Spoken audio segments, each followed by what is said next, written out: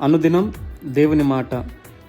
అంతటా యేసు, ఇక వెళ్ళుము, నీవు విశ్వసించిన ప్రకారము నీకు అవునుగాక అని శతాధిపతితో చెప్పెను. ఆ గడియలోని అతని దాసుడు స్వస్థత నొందెను. మత్తయి సువార్త 8వ అధ్యాయము 13వ వచనము.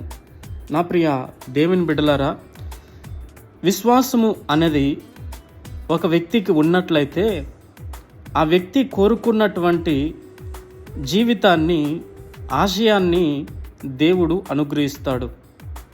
ఆలోచించండి, శతాధిపతి గొప్పవాడైనప్పటికీ ప్రభువు చేస్తాడని నమ్మి తన దాసుడుకున్నటువంటి పక్షవాయు నిమిత్తమై యేసు ప్రభు దగ్గర బ్రతిమలాడినప్పుడు యేసు ప్రభు వారు నేను వచ్చి అతన్ని స్వస్థపరుస్తానని చెప్పినప్పుడు శతాధిపతి అంటాడు, అయ్యా, నీవు నా ఇంట్లోకి వచ్చుటకు నేను పాత్రుడును కాను అని చెప్పినప్పుడు నువ్వు మాట మాత్రము సెలవిస్తే నా దాసుడు స్వస్థత పొందుతాడని చెప్పినప్పుడు అతనుకున్నటువంటి గట్టి విశ్వాసం దేవుడు గమనించాడు.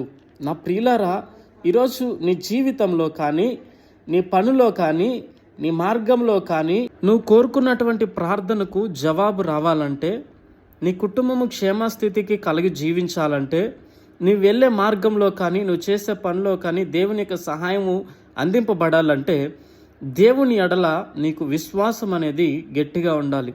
విశ్వాసము లేకుండా ఒకరు దేవుడికి ఇష్టడైనట అసాధ్యము.